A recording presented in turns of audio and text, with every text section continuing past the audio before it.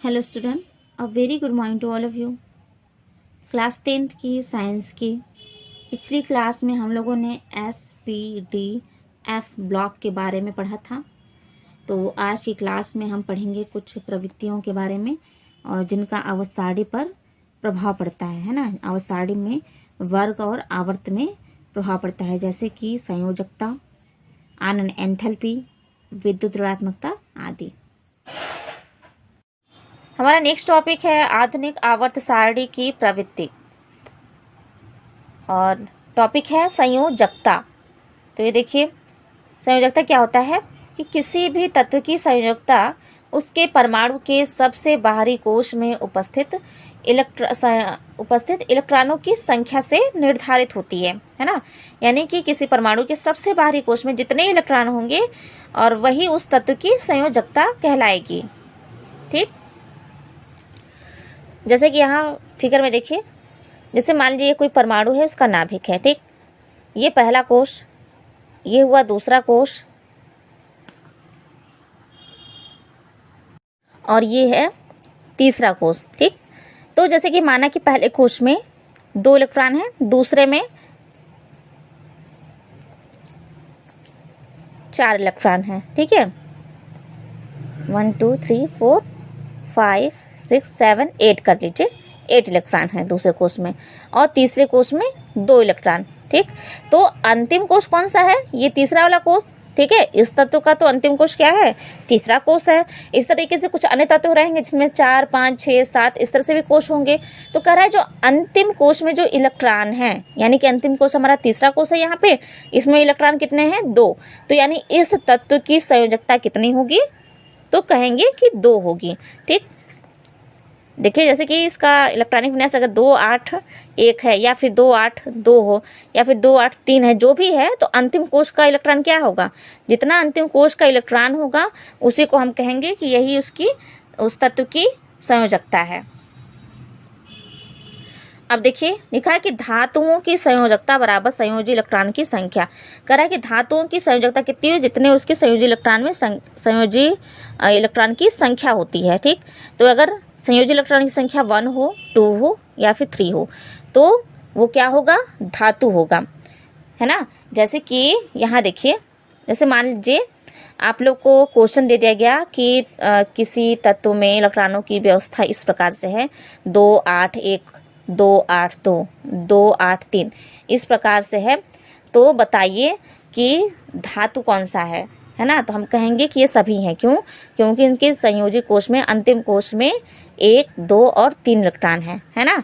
और हम ये बताएंगे कि अगर संयोजी कोश में, सॉरी यहाँ देखिए, अगर संयोजी इलेक्ट्रॉन की संख्या 1 2 और 3 होगी तो वो क्या होगा? धातु होगा। ठीक, तो याद रखिएगा इसे कि धातु की संयोजकता हमेशा होती है 1 2 और 3। अब नेक्स्ट देखिए, अधातुओं की संयोजकता। अधातुओं की संयोजकता ज्ञात करने के लिए क्या करेंगे? हम 8 से घटा देंगे। जितनी संयोजकता है उसमें से 8 हम घटा देंगे तो हमें संयोजकता ज्ञात हो जाएगी। जैसे कि मान लीजिए पूछ लिया गया, कोई आपको नंबर दे देगा, कितना नंबर है इसके संयोजी कोश में, इतने इलेक्ट्रॉन है, मान लीजिए दे दिया 4 हैं 5 हैं 6 हैं 7 है, कुछ भी। ठीक, तो कह देगा कि ये क्या है? ये धातु है कि अधातु है, और साथ ही इसमें संयोजी इलेक्ट्रॉनों की संख्या बताइए, या फिर कह देगा कि इसकी संयोजकता बताइए। तो हम क्या करेंगे? संयोजी इलेक्ट्रॉनों की संख्या जितनी होगी उतने में से हम 8 को घटा देंगे, है ना। 8 जो है संयोजी इलेक्ट्रॉनों की संख्या में से माइनस कर देंगे तो हमें ज्ञात हो जाएगा कि उसकी संयोजकता कितनी है। और साथ ही जब 1 2 3 से अधिक रहेगा इलेक्ट्रॉन, संयोजी कोश के इलेक्ट्रॉन अगर 1 2 और 3 से अधिक रहेंगे तो हम कहेंगे कि ये क्या है? तत्व, ये अधातु है ना। जैसे मैग्नीशियम का है, मैग्नीशियम का होता है परमाणु क्रमांक 12, यानी कि इलेक्ट्रॉनों की संख्या कितनी है? 12। इलेक्ट्रॉनिक विन्यास लिखेंगे हम इसका तो 2 8 2, यानी कि पहले कोश में 2 इलेक्ट्रॉन, दूसरे कोश में 8 और तीसरे कोश में 2 इलेक्ट्रॉन है। तो अभी हमने देखा कि संयोजी कोश में अगर 1 2 और 3 इलेक्ट्रॉन है तो क्या होगा? वो तत्व कौन सा होगा? धातु होगा। तो इसलिए हमने यहाँ लिखा धातु। ठीक, अब यहाँ देखिए सल्फर। सल्फर का होता है परमाणु क्रमांक 16, यानी कि इलेक्ट्रॉनों की संख्या 16 है। तो हम लिखेंगे इसका इलेक्ट्रॉनिक विन्यास जो है, या प्रत्येक कोश में कहिए इलेक्ट्रॉनों की व्यवस्था होगी 2, 8 और 6। अब देखिए 6 है, यानी कि 1, 2 और 3 तो है नहीं, इससे अधिक आ गया, 6 आ गया।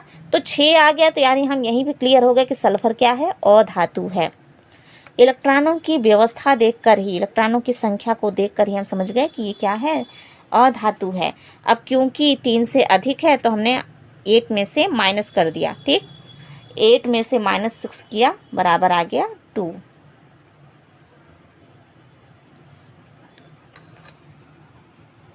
समझ गए।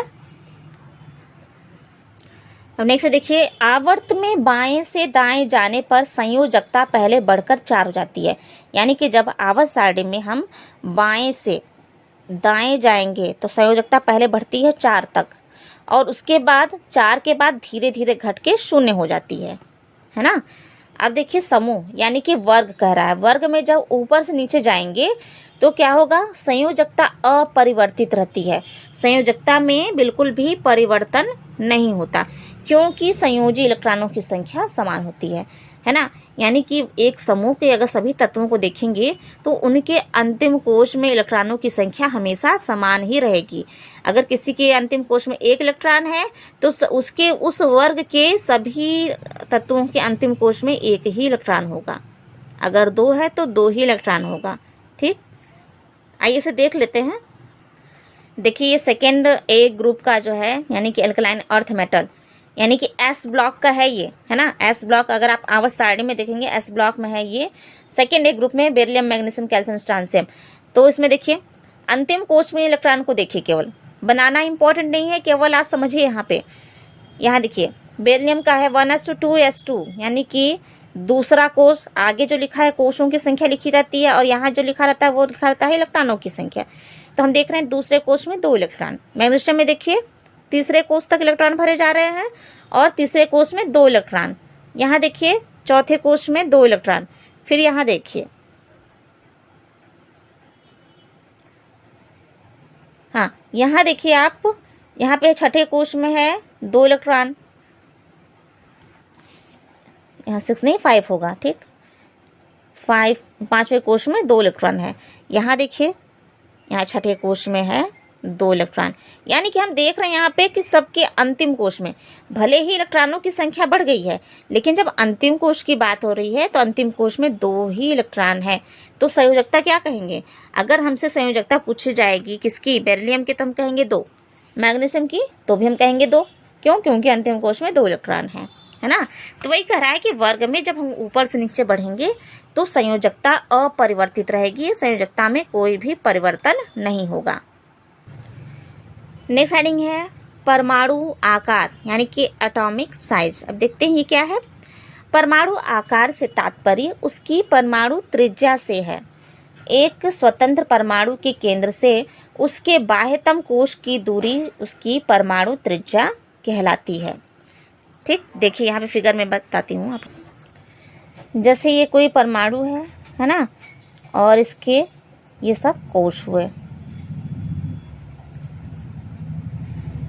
तो क्या अभी हमने पढ़ा है कि एक स्वतंत्र परमाणु के केंद्र से, यानी केंद्र ये है, केंद्र से उसके बाह्यतम कोश तक की दूरी, यहाँ से यहाँ तक की, केंद्र से बाह्यतम कोश तक की दूरी क्या कहलाती है, उसकी परमाणु त्रिज्या कहलाती है ना।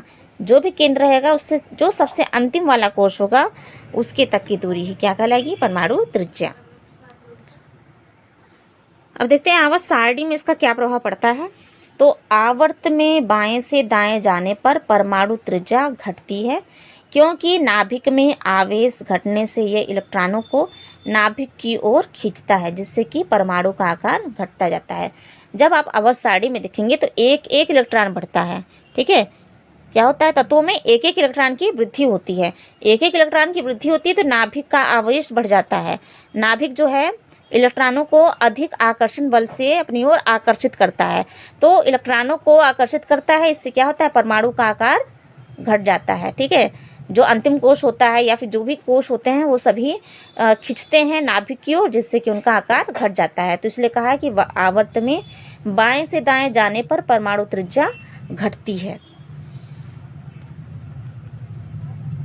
अब देखिए समूह में क्या होता है, यानी कि वर्ग में जब समूह में ऊपर से नीचे जाया जाता है तो परमाणु साइज बढ़ता है, क्योंकि नीचे बढ़ने पर एक नया कोष जुड़ता जाता है, जिससे नाभिक तथा सबसे बाहरी कोष के बीच की दूरी बढ़ जाती है और इस कारण नाभिक का आवेश बढ़ जाने के बाद भी परमाणु का साइज बढ़ जाता है। कह रहा है कि जब ऊपर से नीचे बढ़ते हैं तो क्या होता है, एक एक कोष बढ़ता गया। जैसे अभी हमने देखा था ना कि सेकंड ए वर्ग का कि एक एक कोष जो है बढ़ता गया। बेरिलियम में 2 था, मैग्नीशियम में 3 हो गया। तो क्या हुआ कि एक एक कोष बढ़ा तो प्रत्येक कोष में इलेक्ट्रॉनों की संख्या भी अचानक से बढ़ने लगी। तो नाभिक का आवेश तो बढ़ रहा है, लेकिन जो है उनका आकर्षण बल कम हो गया, और आकर्षण बल कम होने के कारण जो है उसके साइज जो है नाभिक का इलेक्ट्रॉनों का जो अभ्र है वो फैल गया। ठीक है, तो उसकी साइज जो है ऊपर से नीचे तक बढ़ती जाती है। इसलिए तुम कहेंगे क्या है, नाभिक का आवेश बढ़ जाने के बाद भी परमाणु का साइज बढ़ जाता है। क्यों? क्योंकि नाभिक और सबसे बाहरी कोष के बीच की दूरी बढ़ गई। नेक्स्ट है आयनन एंथैल्पी। अब ये देखिए क्या होता है कि किसी गैसीय परमाणु की बाह्यतम कोष से एक इलेक्ट्रॉन को निकालने के लिए जितनी ऊर्जा की आवश्यकता होती है वो उस परमाणु की आयनन विभव या फिर आयनन एंथैल्पी कहलाती है। दोनों नाम याद रखिएगा, आयनन विभव या आयनन एंथैल्पी, क्योंकि कभी कभी आयनन एंथैल्पी नहीं पूछ के आयनन विभव पूछ सकता है ना, कि पूछ लेगा कि आयनन विभव क्या होता है। तो किसी गैसीय परमाणु की बाह्यतम कोष से एक इलेक्ट्रॉन को जब निकाला जाता है तो निकालने के लिए जितनी ऊर्जा की आवश्यकता होती है उसी ऊर्जा को कहा गया आयनन एंथैल्पी, है ना। अब देखिए गैसीय अवस्था में परमाणु से प्रथम इलेक्ट्रॉन को जब पृथक किया जाता है तो आवश्यक ऊर्जा उसकी प्रथम आयनन ऊर्जा होती है ना। यानी कि जब प्रथम, यहाँ देखिए फिगर, जैसे मान लीजिए कोई ये परमाणु है और ये इसका अंतिम कोश है, तो ये कोई इलेक्ट्रॉन है, इसको जब निकालने के लिए जो ऊर्जा की आवश्यकता होती है उसको क्या कहा गया है, प्रथम आयनन ऊर्जा। प्रथम इलेक्ट्रॉन को निकालने के लिए जितनी ऊर्जा की आवश्यकता हुई वो उसकी कहलाएगी प्रथम आयनन ऊर्जा। इसी प्रकार से दूसरे इलेक्ट्रॉन को निकालने के लिए जितनी ऊर्जा की आवश्यकता होगी वो उसकी कहलाएगी द्वितीय आयनन ऊर्जा, है ना। अब चाहे इलेक्ट्रॉन इसी कोश का हो, है ना, अंतिम कोश का ही दूसरा इलेक्ट्रॉन हो, या फिर इससे अंतिम कोश के पहले वाले कोश का कोई इलेक्ट्रॉन हो, अगर दूसरा इलेक्ट्रॉन निकाला जाएगा तो उसे कहेंगे द्वितीय आयनन ऊर्जा।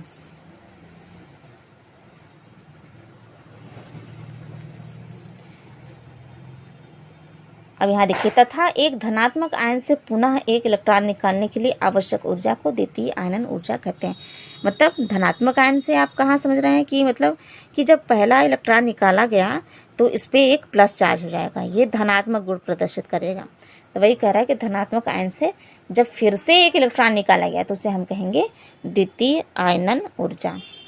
आवर्त सारणी में इनका प्रभाव देखिए, आवर्त में जब बाएं से दाएं चला जाता है तो आयनन एंथैल्पी का मान बढ़ता है। क्यों? क्योंकि ऊर्जा स्तर समान रहता है। फिर से वही बात आ गई कि जब आवर्त में हम बाएं से दाएं जाते हैं तो कोषों की संख्या, ऊर्जा स्तर यानी कि कोष, तो कोषों की संख्या समान होती है, केवल इलेक्ट्रॉनों की संख्या बढ़ती है। आवर्त में बाएं से दाएं केवल इलेक्ट्रॉनों की संख्या बढ़ती है, एक एक इलेक्ट्रॉन बढ़ता है ना, कोष समान रहते हैं। तो इसलिए कह रहा है कि आवर्त से जब बाएं से दाएं चलते हैं तो आयनन एंथैल्पी का मान बढ़ता जाता है, इलेक्ट्रॉनों की संख्या बढ़ती है, नाभिक आवेश बढ़ता है, नाभिक आवेश बढ़ता है तो नाभिक का आकर्षण बल भी बढ़ता है, जिससे इलेक्ट्रॉनों को निकालना आसान नहीं रहता और आयनन एंथैल्पी का मान बढ़ जाता है। समूह में देखिए, समूह में जब ऊपर से नीचे जब बढ़ते हैं तो आयनन एंथैल्पी का मान घटता है। क्यों घटता है? क्योंकि कोषों की संख्या बढ़ जाती है। कोषों की संख्या जब बढ़ती है नाभिक का आवेश कम हो जाता है, नाभिक जो है कम आकर्षण बल लगाता है इलेक्ट्रॉनों को अपनी ओर आकर्षित करने के लिए, है ना। तो इसलिए कह रहा है कि नाभिक का आवेश जो है घट जाता है। जब कम आकर्षण बल से जब किसी चीज को खींचेगा तो क्या होगा, उसको निकालने में ज्यादा ऊर्जा की आवश्यकता नहीं पड़ेगी, तो इसलिए कह रहा है कि नाभिक का आवेश घट जाता है। यहाँ से देखिए, यहाँ ये भी पूछा जाता है, कभी कभी क्वेश्चन पूछा जाता है कि आवर्त में बाएं से दाएं चलने पर आयनन एंथैल्पी का मान क्यों बढ़ जाता है, या आयनन एंथैल्पी पर क्या प्रभाव पड़ता है।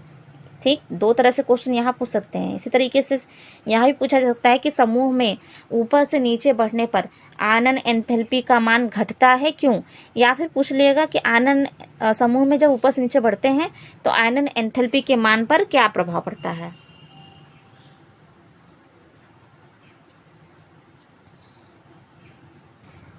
नेक्स्ट है इलेक्ट्रॉन लब्धि एंथैल्पी या इलेक्ट्रॉन बंधुता। किसी उदासीन गैसीय परमाणु में एक अतिरिक्त इलेक्ट्रॉन जोड़ने पर उत्सर्जित ऊर्जा को इलेक्ट्रॉन बंधुता या इलेक्ट्रॉन लब्धि एंथैल्पी कहते हैं। यानी कि अब देखिए इलेक्ट्रॉन आयन एंथैल्पी में क्या था, निकाला जा रहा था इलेक्ट्रॉन को, और यहाँ पे जोड़ा जा रहा है, अतिरिक्त इलेक्ट्रॉन को जोड़ा जा रहा है। तो जोड़ने में जो उत्सर्जित ऊर्जा है उसको कहा गया इलेक्ट्रॉन बंधुता, और यहाँ क्या था आयन एंथैल्पी में निकालने में जो ऊर्जा की आवश्यकता लग रही है उसे हम कहते थे आयन एंथैल्पी। तो जस्ट अपोजिट है। अब देखिए जब परमाणु प्रथम इलेक्ट्रॉन ग्रहण करके ऊर्जा निर्मुक्त करते हैं तो प्रथम इलेक्ट्रॉन बंधुता कहते हैं, और प्रथम इलेक्ट्रॉन बंधुता का मान होता है ऋणात्मक। फिर देखिए जब इलेक्ट्रॉन ग्रहण करने पर ऊर्जा अवशोषित होती है, यहाँ देखिए निर्मुक्त हो रही थी, मतलब रिलीज हो रही थी बाहर की तरफ। जब इलेक्ट्रॉन ग्रहण करने पर ऊर्जा जब अवशोषण होने लगे ऊर्जा का, तो हम कहेंगे कि ऐसे इलेक्ट्रॉन लब्धि एंथैल्पी का मान क्या होगा, धनात्मक होगा। और ऋणायन में एक और इलेक्ट्रॉन जोड़ा जाता है। अच्छा, धनात्मक क्यों होता है, क्योंकि ऋणायन में जब एक और इलेक्ट्रॉन जोड़ा जाता है तो वो रिपल्स करता है, एक दूसरे को प्रतिकर्षित करता है। ठीक है, जो कह रहा है कि जब इलेक्ट्रॉन ग्रहण करने पर ऊर्जा मुक्त हो तो उसका मान हो जाता है ऋणात्मक, और इसे कहते हैं प्रथम इलेक्ट्रॉन बंधुता। और जब इलेक्ट्रॉन ग्रहण करने पर ऊर्जा अवशोषित हो तो ऐसे एंथैल्पी का मान हो जाता है धनात्मक। अवशोषित होगी तो मान होगा धनात्मक, है ना। धनात्मक क्यों होगा, क्योंकि ऋणायन में एक और इलेक्ट्रॉन को जोड़ा जाता है तो उसमें प्रतिकर्षण होने लगता है।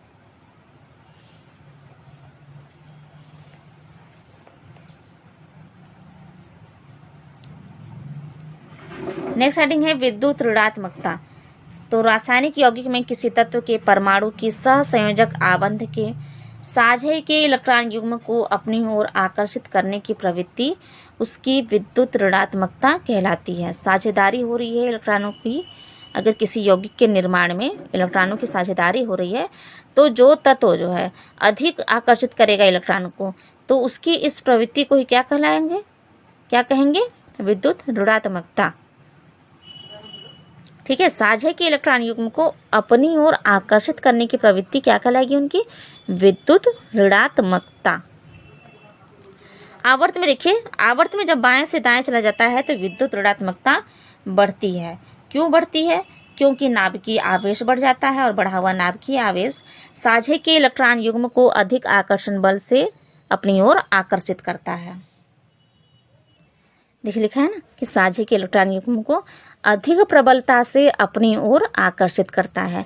तो अपनी ओर अधिक प्रबलता से अपनी ओर आकर्षित करता है, इसलिए विद्युत ऋणात्मकता का मान बाएं से दाएं चलने पर बढ़ता है। नेक्स्ट है देखिए कि वर्ग या फिर समूह। ठीक है, समूह में जब ऊपर से नीचे चलेंगे तो क्या हो रहा है, ऊपर से नीचे क्या हो रहा है कि विद्युत ऋणात्मकता घटती है। समूह में ऊपर से नीचे चलने पर विद्युत ऋणात्मकता घटती है। क्यों, क्योंकि इलेक्ट्रॉन नए कोश में प्रवेश करते हैं। इलेक्ट्रॉन क्या हो रहा है, नए कोश में प्रवेश कर रहा है, जिससे परिरक्षण प्रभाव बढ़ जाता है। परिरक्षण प्रभाव जैसे कि ये है फिगर देखिए, पहले कोश में 2 इलेक्ट्रॉन, दूसरे में 8 है, और तीसरे में इस तरह से मान लीजिए 2 इलेक्ट्रॉन है।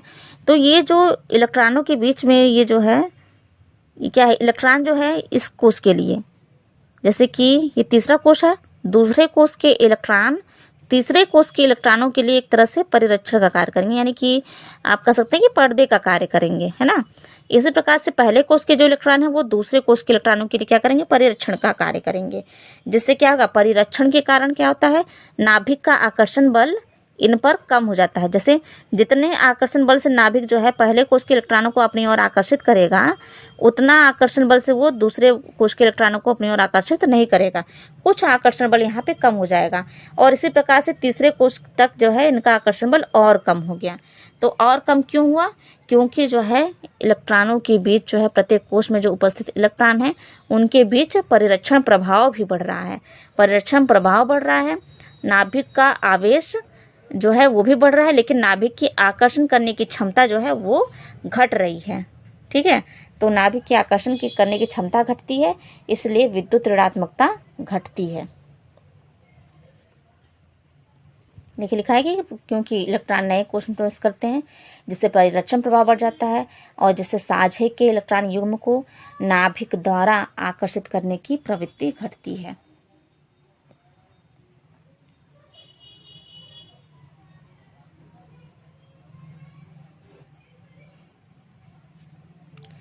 तो इस चैप्टर में आप लोग को इतना ही पढ़ना है।